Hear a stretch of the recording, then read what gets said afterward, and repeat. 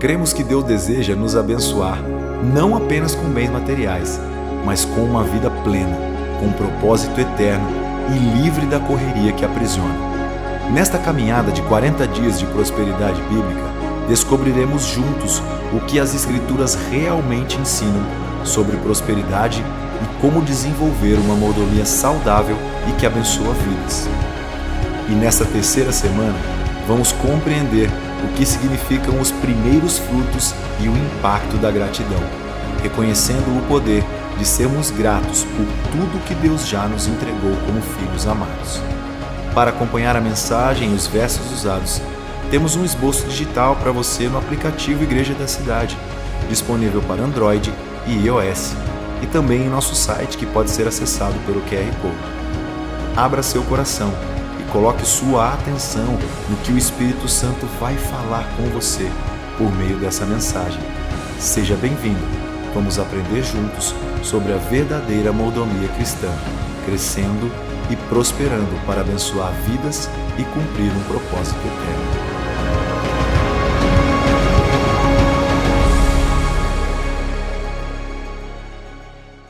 Olá, bom dia! Que alegria poder estarmos em mais uma celebração, honrando a Deus e unidos. Antes de falar sobre mais uma mensagem da nossa série, da campanha 40 Dias de Prosperidade Bíblica, eu queria trazer algumas comunicações que estão envolvendo a nossa campanha. Toda campanha nossa envolve um foco, uma busca, e nós fazemos algumas ações para que possamos estar conectados juntos em unidade. A ação dessa semana vai ser um mini curso Derrote Mamon, no dia 15 de novembro, anota aí, 15 de novembro, às 9 horas da manhã, no Auditório Comunidade. Esse curso também, caso você não possa estar neste curso específico, nós temos esse curso também disponibilizado pela plataforma do Instituto Propósitos de Ensino, o IP. Então você pode também fazer esse curso por lá. O jejum dessa semana é o jejum de doces e sobremesas. Mais uma semana a gente ensinando o nosso corpo sobre quem governa a nossa vida é Deus, amém? Nós temos uma live toda sexta-feira às 12 horas, você também pode acessar por meio da live, que é uma espécie de briefing ali sobre os capítulos que estamos lendo do livro Uma Vida Biblicamente Próspera, do pastor Carlito Paz. E venho reforçar a você uma ação que nós estamos realizando em prol de cidade social, que é do bazar. No final da série nós vamos fazer um grande bazar para ali ser destinado tudo para a cidade social. Essa semana, esse fim de semana, nós acordamos aí com um grande tornado que veio sobre o nosso país, no sul do país, do Paraná, especificamente, e nós como igreja devemos ser pequena o suficiente para cuidar de uma pessoa e grande o suficiente para ajudar cidades, comunidades. E graças a Deus somos uma igreja grande e podemos e temos a responsabilidade de demonstrar o nosso amor. Se você deseja contribuir para essa ação específica, você pode fazer por meio do Pix calamidades@cidadesocial.org.br e lá você vai fazer um depósito e nós vamos fazer uma ação específica para ajudar Rio Bonito do Iguaçu, no Paraná. E quando você fizer essa oferta, você pode fazer ali colocando 0,01 centavos para nós entendermos que é destinado para essa finalidade. Bom, nós estamos seguindo essa série, essa campanha de mensagens. Eu quero te pedir agora para você fechar os seus olhos e abrir o seu coração. Eu quero fazer uma oração junto contigo. Querido Pai, obrigado, mais uma manhã, mais um dia, o sol nasceu, mais uma oportunidade nós temos de estarmos juntos, adorando e celebrando ao Senhor. E nessa manhã nós consagramos a nossa mente, o nosso coração, os nossos olhos, os nossos ouvidos, para que todo o nosso corpo, a nossa alma e o nosso espírito estejam propícios para ouvir a Tua palavra e receber profundamente daquilo que o Senhor deseja ministrar ao nosso coração. Nós oramos consagrando essa celebração em nome de Jesus. Amém, amém e amém. Antes de iniciar aqui a mensagem, vamos começar com um belíssimo testemunho da família Garax. Eu espero que você possa receber esse testemunho tão precioso dessa querida família. Olá, família. Eu sou Emanuel Garax. Eu sou a Márcia. Quero, nesse momento, assim, compartilhar um pouquinho de coisas que nós aprendemos na área da prosperidade. Eu me considero uma pessoa próspera. Uma delas é da gente sempre ter o equilíbrio dos nossos sonhos e nossas ambições com o contentamento. Nunca partir para ambições baseadas em escassez, mas a partir do contentamento. Assim a gente pode ter sonhos e ambições saudáveis. Outro princípio que também eu pratico, que viver pela fé é viver da provisão que Deus confiou nas nossas mãos, da porção que Deus nos deu. E quando a gente vive assim, liberdade, você ter algum recurso para os momentos imprevistos da vida, liberdade para você presentear um amigo que você ama, liberdade para você participar de algum projeto que você tem oportunidade de participar. E para isso, um dos princípios básicos é tomar cuidado com as dívidas. Eu tenho um testemunho bem interessante sobre isso. Eu me formei muito jovem, aos 21 anos, e eu sempre fui muito abençoada por Deus desde o início da minha carreira. Aos 26 anos de idade, eu já havia tirado minha carteira de motorista, comprado meu carro próprio, já havia montado meu consultório, um excelente consultório, e até um apartamento de um excelente porte eu já havia comprado aos 26 anos, com apenas 5 anos de formada. Só que como eu tive uma infância de muita escassez, uma adolescência de muita escassez, aquele dinheiro todo me levou assim a contrair muitas dívidas. Eu comprava demais, eu comprava coisas muito caras. Tudo aquilo que eu nunca pude ter, eu passei a comprar em excesso. E com isso, apesar do meu salário ser muito bom, eu vivia com dívidas, com prestações, até que um dia eu fui desperta para isso. Eu falei, alguma coisa está errada, com o salário que eu tenho eu não posso entrar em dívidas. E eu tomei um propósito na minha vida, que eu não iria mais, eu ia mudar radicalmente a minha vida em relação às finanças. E a primeira coisa que eu fiz, eu passei a não contrair, mas não comprar mais nada, até que tudo aquilo que eu havia já comprado e devia fosse erradicado. Então eu zerei tudo, passei a não comprar nada, fiquei vários meses sem comprar nada, e a partir de então eu tive como princípio só comprar aquilo que eu precisava e aquilo que realmente era importante, e se eu tivesse o dinheiro. Tem um princípio que meu marido diz, que eu posso ser feliz sem uma blusa nova, sem um sapato novo, sem um carro de último modelo, mas eu não posso ser feliz com dívidas que eu não seja capaz de pagar. Bom, também é uma coisa, a gente acaba, quando fala de prosperidade, a gente tende a pensar em finanças, mas prosperidade é algo muito mais do que isso. Prosperidade é você ter uma família feliz, você ter amigos bons. Prosperidade é você sentar na mesa com a tua família e desfrutar daquele momento com paz e alegria. Então, prosperidade é realmente o desejo de Deus, algo abrangente que Deus tem para a vida do cristão. Que vocês coloquem realmente tudo na vida de vocês, Deus em primeiro lugar, e eu tenho certeza que tudo será acrescentado na vida de vocês. Deus abençoe. Tchau. Que lindo testemunho. Exatamente como nós acabamos de ouvir dessa querida família, a prosperidade, ela é um caminho de liberdade. Nós vivemos e fomos, na verdade, nós fomos desenhados por Deus para viver em liberdade. Tudo que te aprisiona não vem da parte de Deus. Deus te desenhou para ter uma vida livre, livre para vivenciar o propósito que Ele planejou para você.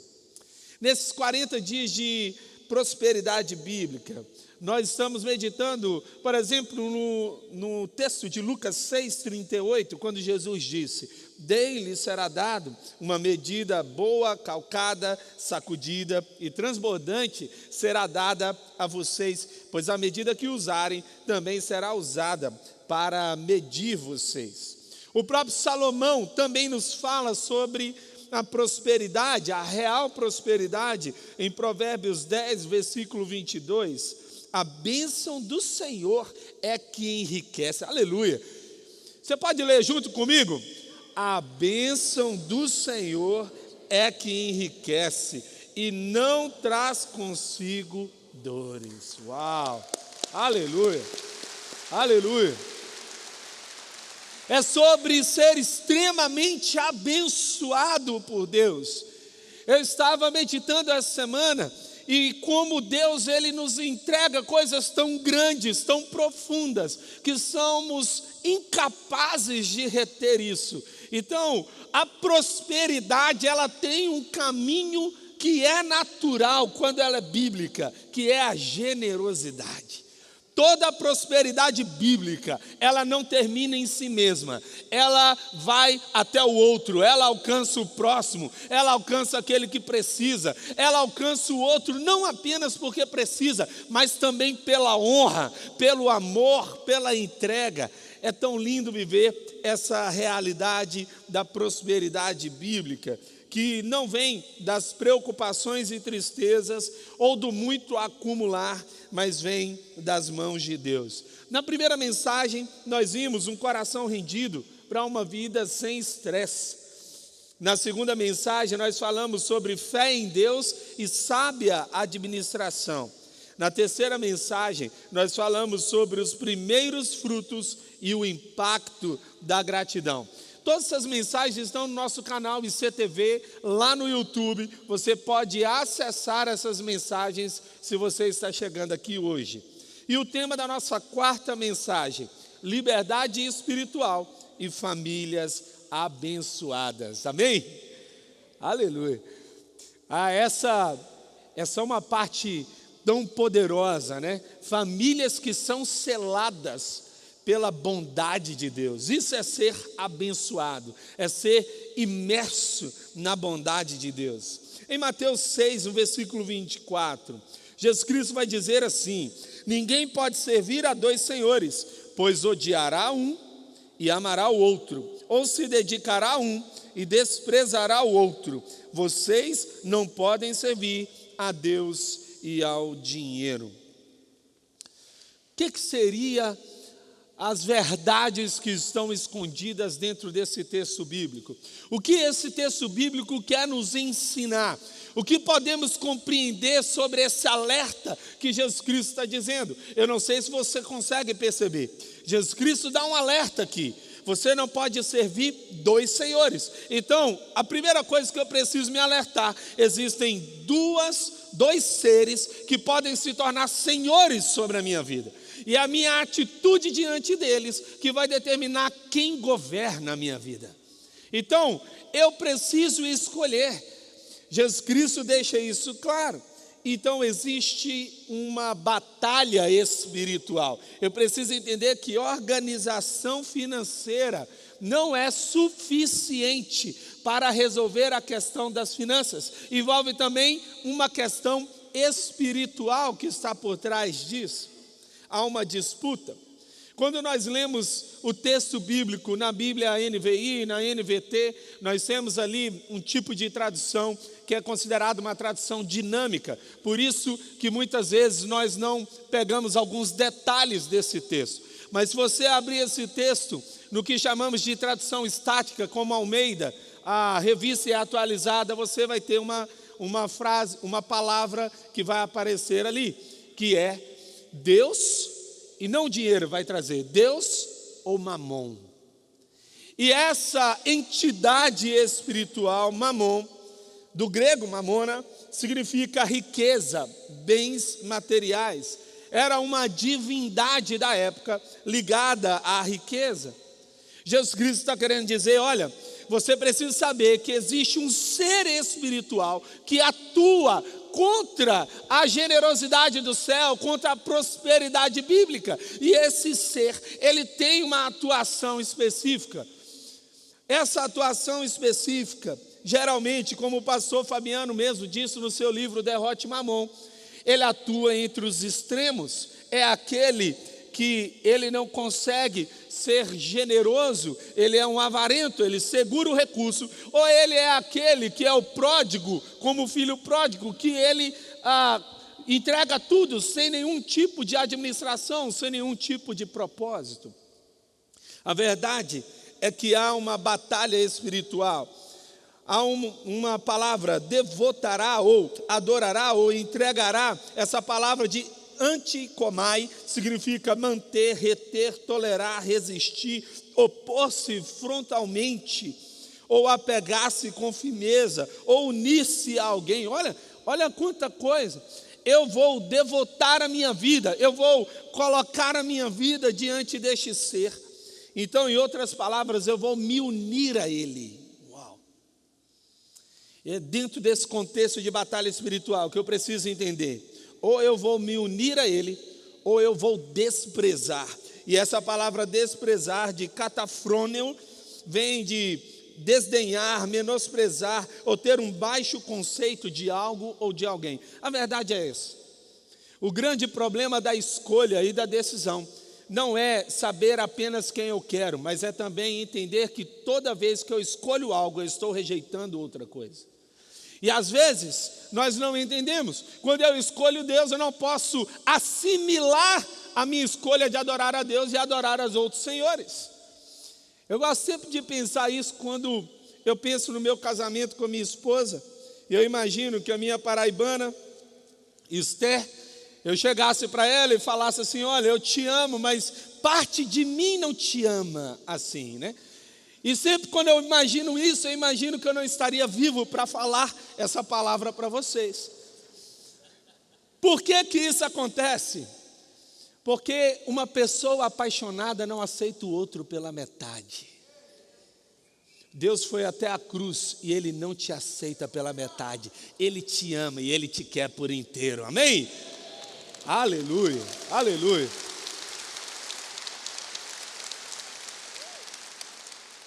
Pela metade significa ausência de amor, ausência de entrega. O discipulado financeiro, ele envolve reconhecer que eu vou ter que escolher entre Deus ou Mamon. E talvez essa série ou nessa campanha, o tema já tenha movido você a uma sensação de resistência. Por que estão tocando nesse tema? Igreja não tem que tocar nesse tema. Igreja tem que tocar nas coisas espirituais. Essa coisa de dinheiro não é coisa para se falar em igreja. Ei, o que governa o mundo físico é o mundo invisível. Já dizia Saint-Exupéry, o autor de Pequeno Príncipe, que o essencial é invisível aos olhos. E nós podemos enxergar e perceber as coisas terrenas e as coisas que estão construídas, mas o que governa elas são as coisas que não vemos. Tem um autor, um jornalista, muitas vezes confundido como um arquiteto, eu gosto demais desse livro, chamado Cidades Invisíveis, o Ítalo Calvino. Ele vai falar, por exemplo, sobre o fato de que a cidade que vemos é construída por uma cidade que não vemos. E muitas vezes as estruturas, elas vão mostrando coisas. Quando você entra nessa igreja, você vê esse grande espaço, sabe por quê? Porque nós estamos aqui querendo receber pessoas que vão receber uma mensagem que vão transformar vidas. E esse espaço aqui, nós não entendemos que é o ponto de chegada, mas é o ponto de partida.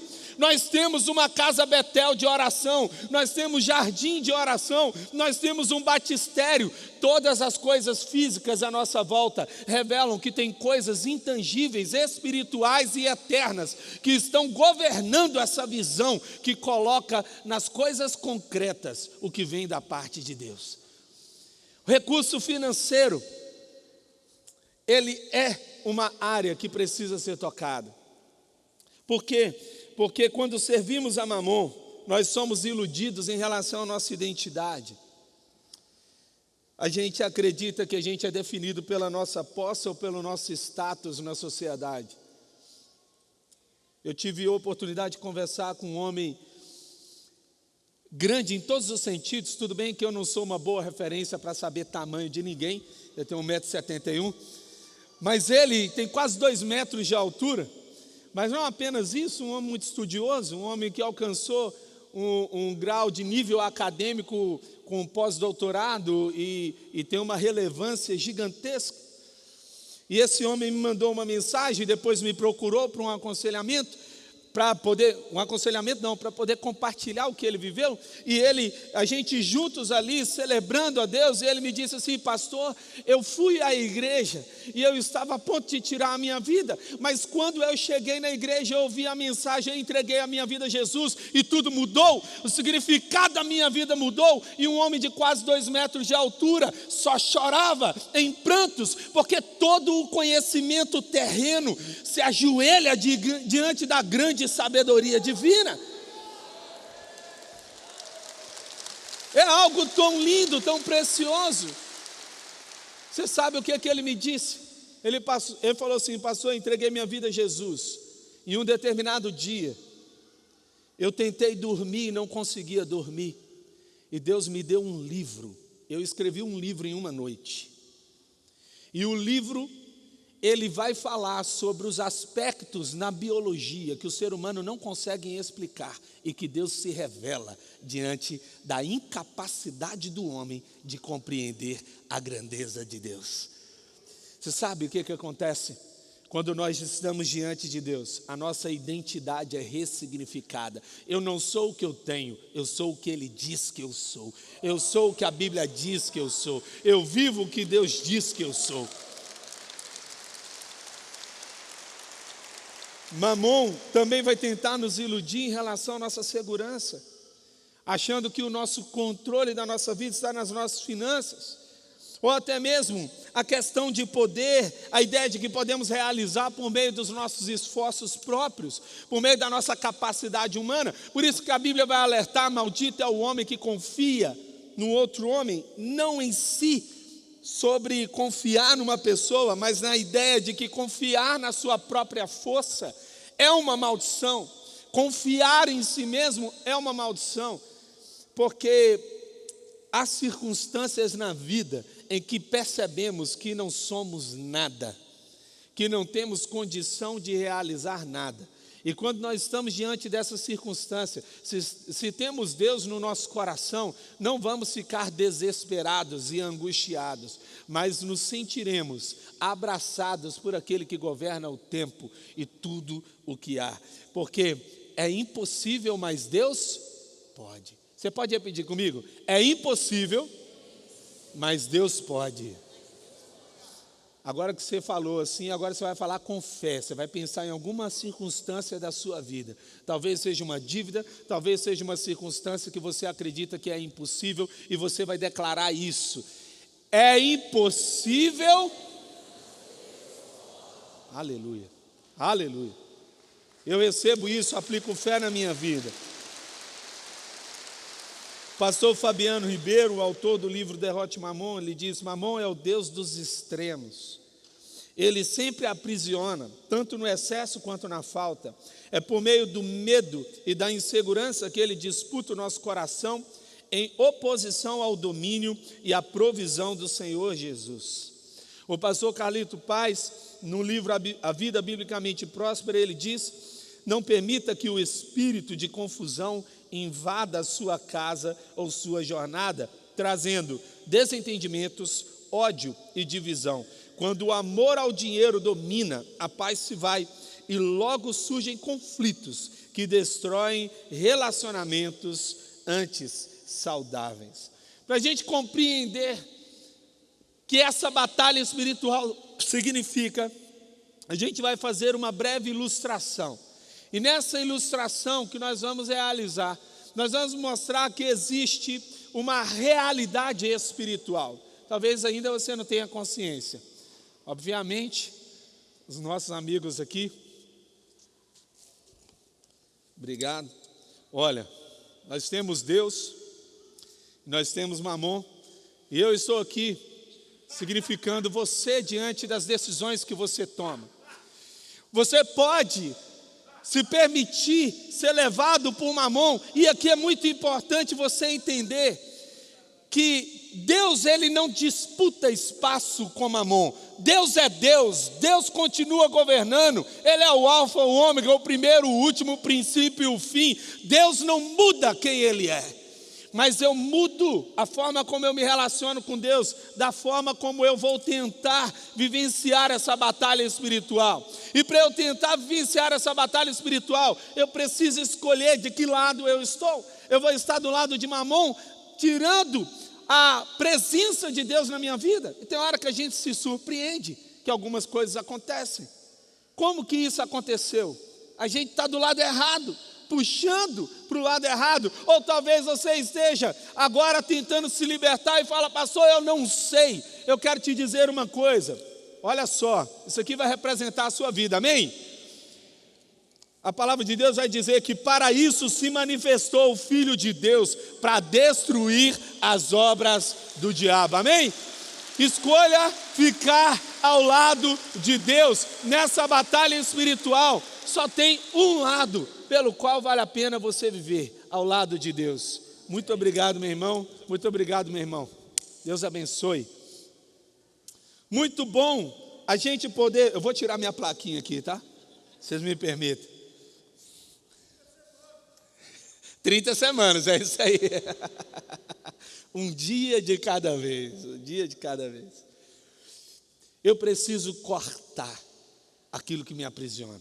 Eu preciso decidir, romper. Eu não preciso saber a quem eu devo escolher, eu já sei a quem eu devo escolher. É aquele que me traz liberdade. Existe um preço quando amamos ao dinheiro.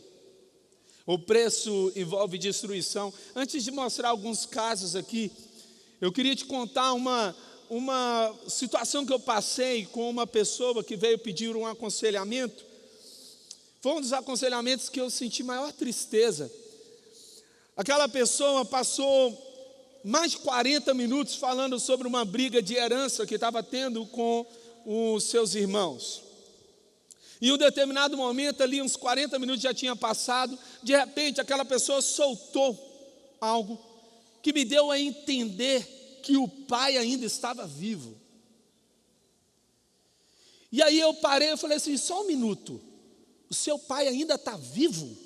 Ela falou: está. Eu falei assim: por que essa conversa aqui está existindo? Por que essas coisas estão existindo? Tem hora que a gente perde a capacidade de entender as coisas mais belas da vida. Deixa eu te contar rapidamente. Dizem uma história de que um mestre estava andando com seus discípulos, e então passou um ladrão e roubou a carteira do mestre e saiu correndo. E então os discípulos ficaram cheios de raiva, e eles falaram assim: mestre, nós vamos correr atrás daquele cara que roubou a carteira. Ele falou: não precisa correr. Falou: por que, mestre? Ele roubou o que há de valor. Ele falou assim: não, deixa eu te explicar. Eu tinha tantas coisas de valor e ele decidiu levar a que era de menos valor. Às vezes a gente não percebe, mas quando a gente decide por escolher as coisas de real valor, a gente não se apega a dinheiro. Em nome de Jesus, se você está em algum tipo de batalha espiritual, que esse dinheiro está aprisionando você, eu já declaro aqui que você está livre no poder do nome de Jesus. Nenhum tipo de recurso financeiro vai aprisionar os seus sonhos, a sua mente, vai destruir a sua saúde, vai destruir a sua vida. Você está agora sendo livre para ser uma pessoa apta para sonhar, para desejar o que Deus planejou para a sua vida, e que caia por terra todo tipo de opressão maligna vindo da parte de Mamon. Já caiu por terra em nome de Jesus. Olha só essas notícias. Uma das notícias que nós temos aqui, que reservamos: meus tios não se falam mais. O fim dessa família por causa da herança, é o título da notícia. A avó de Wendy de Oliveira faleceu e deixou um imóvel para seus 9 filhos, que passaram a disputar o bem. A pessoa querida falece e a família se divide por causa do dinheiro. Isso daqui não é tão incomum, nós sabemos disso. Dívidas com betes e discussão acalorada. O que disse suspeito de matar a própria mãe. O filho preso ontem por suspeita de matar a própria mãe. A professora Soraya Tatiana Bonfim disse aos investigadores que cometeu o homicídio após uma discussão acalorada por questões financeiras.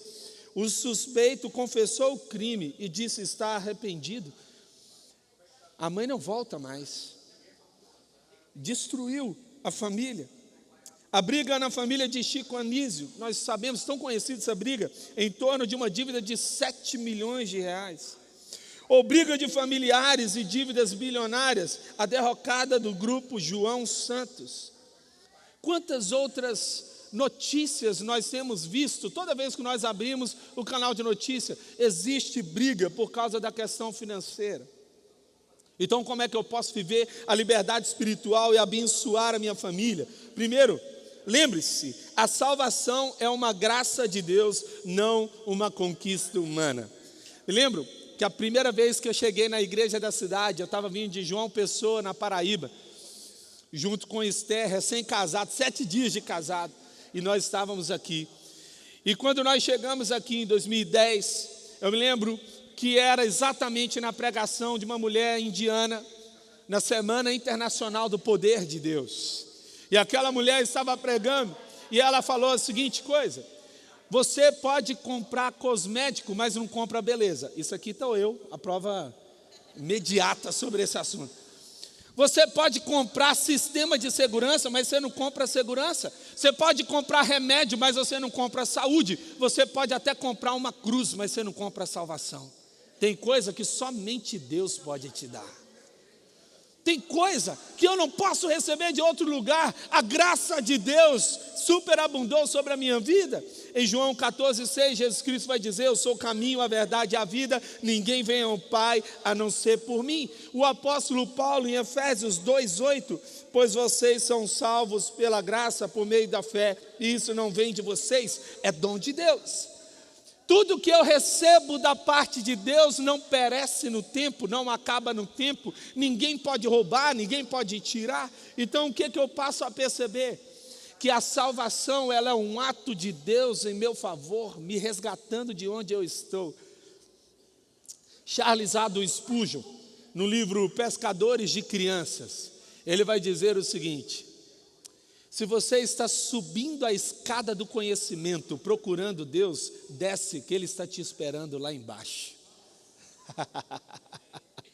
Às vezes a gente acha que pelo muito conhecimento, pelo muito dinheiro, pelo muito recurso, pelo muito status, a gente está chegando a algum lugar e Deus está querendo dizer assim: não há lugar melhor para você estar do que de joelho diante da minha presença, reconhecendo que eu sou Deus e de que você precisa de mim.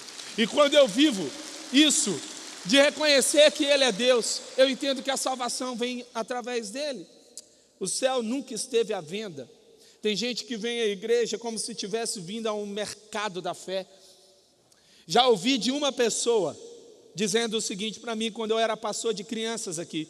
Ela disse o seguinte: pastor, estou indo embora, porque aquilo que eu esperava acontecer na vida do meu filho não aconteceu, então aqui não é um lugar para mim.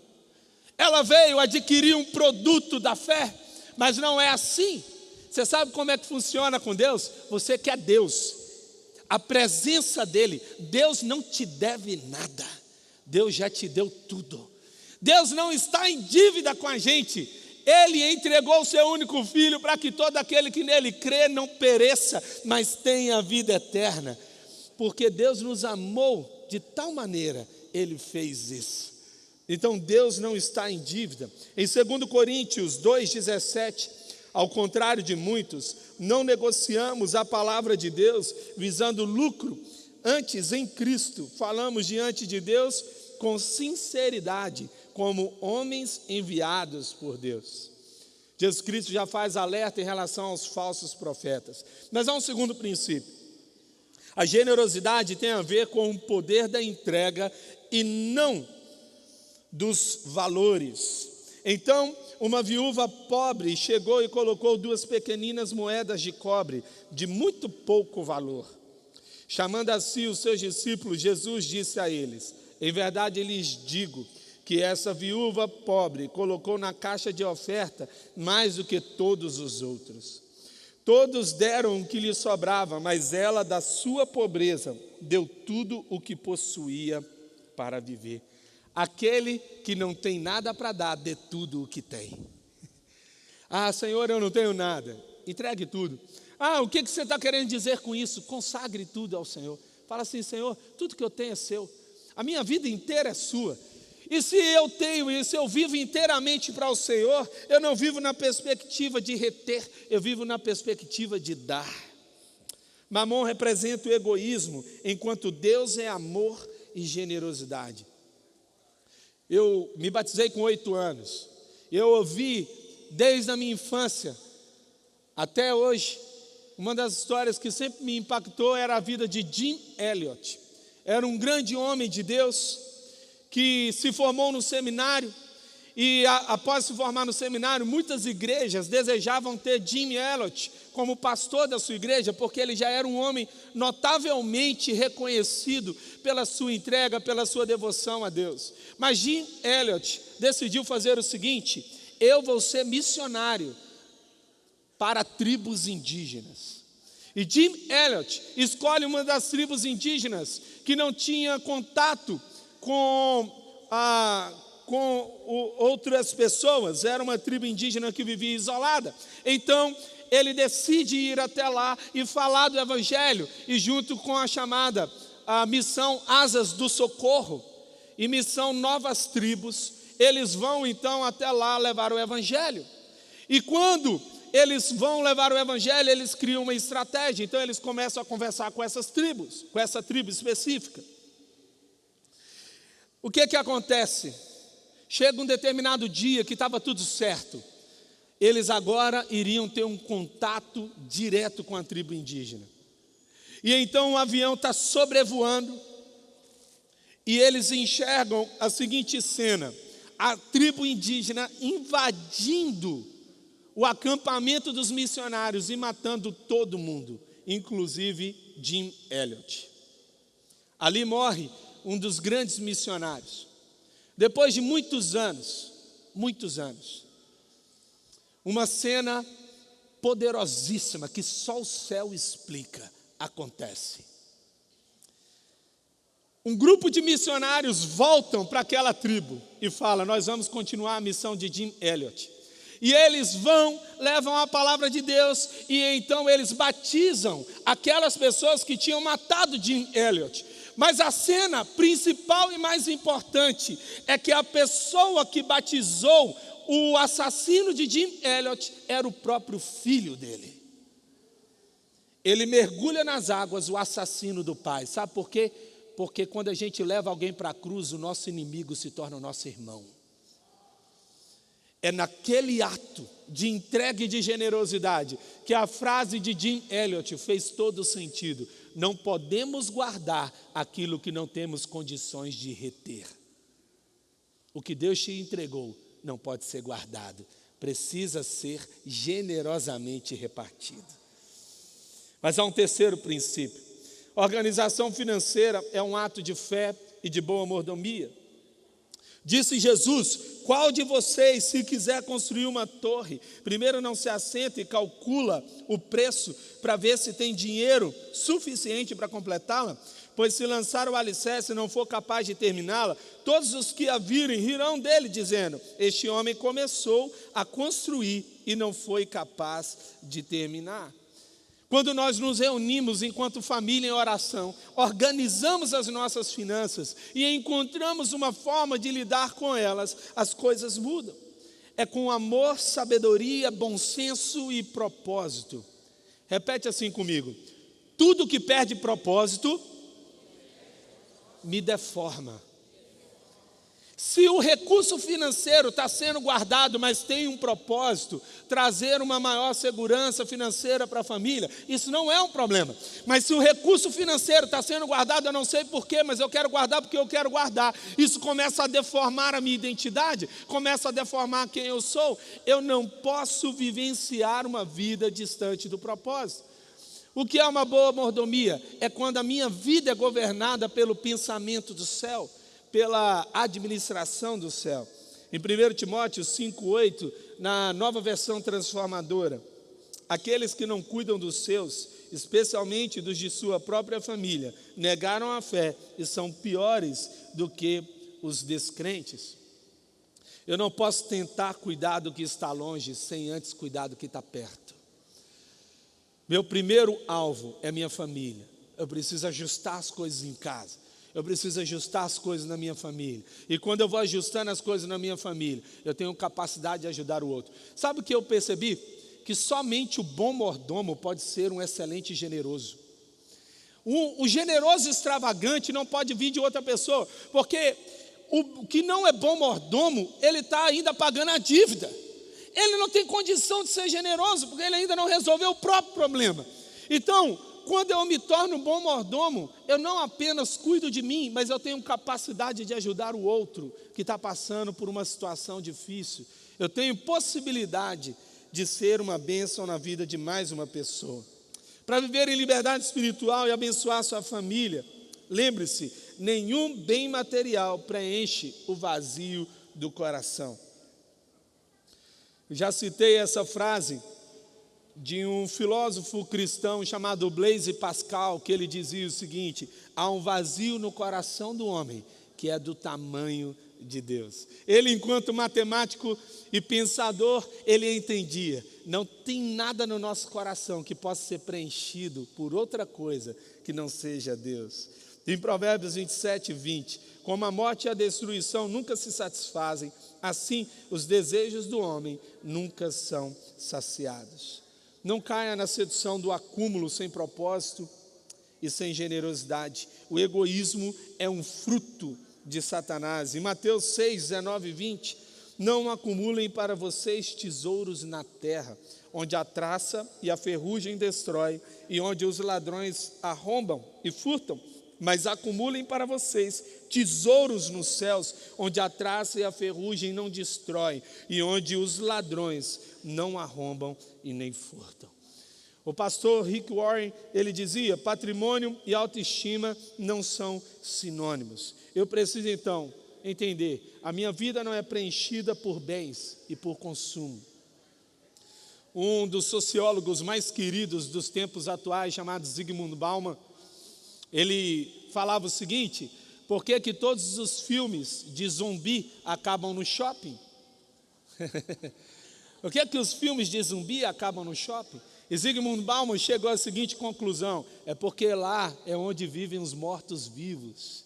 Eles estão caminhando sem saber o que fazer, adquirindo, comprando para ver se existem por meio das suas compras. Nós sabemos, isso aqui não é para você que trabalha no shopping, tá? É só uma reflexão para a gente trazer para a nossa vida. Talvez você trabalhe no shopping e fale, nossa, o pastor agora prejudicou o nosso comércio. Não é sobre isso, mas é sobre o fato de que a pessoa que entra lá, ela precisa ter uma vida anterior à compra. Ela não pode comprar a sua identidade, ela não pode comprar as suas coisas. A gente vive tanto nessa vida de consumismo que a gente trata até mesmo os relacionamentos assim. A gente trata os relacionamentos como se fosse pela utilidade. Quando ele perde utilidade, a gente descarta como descarta um objeto.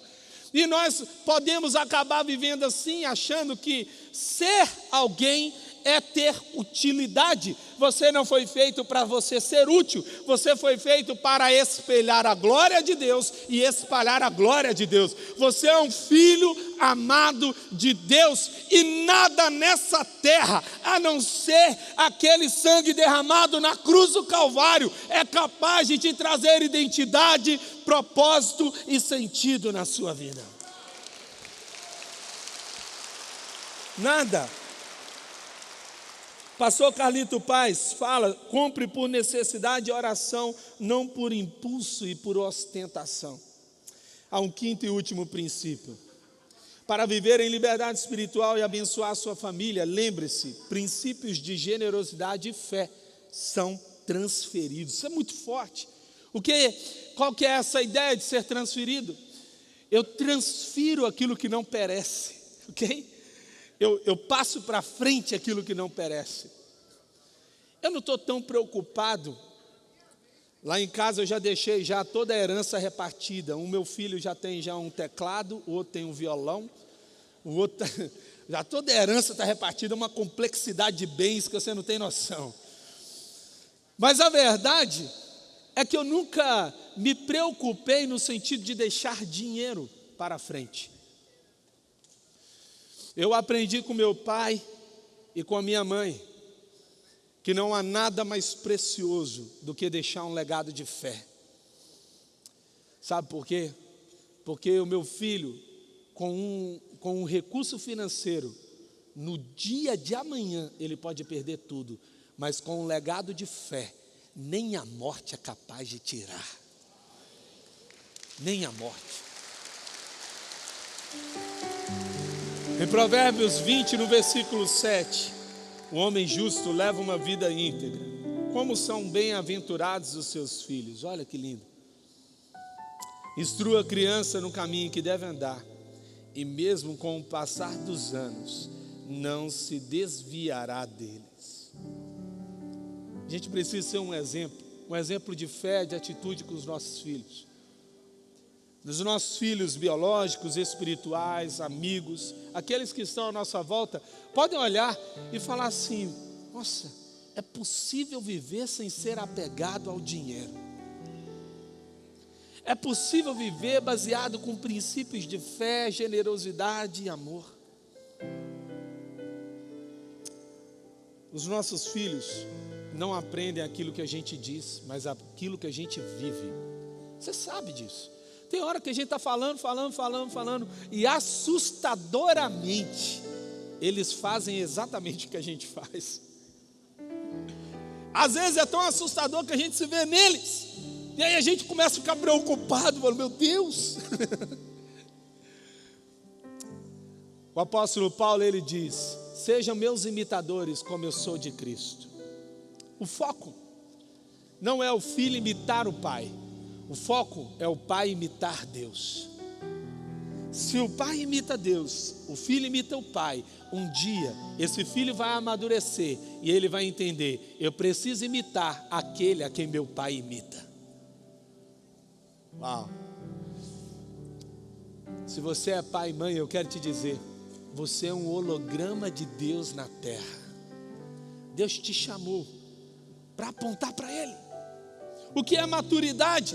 Maturidade é quando a gente ensina os nossos filhos a sair de casa, não é? Olha, está na hora de sair de casa. Lá em casa, já contei isso aqui todos os dias à noite. A gente fala algumas coisas. Primeira coisa que a gente fala todos os dias.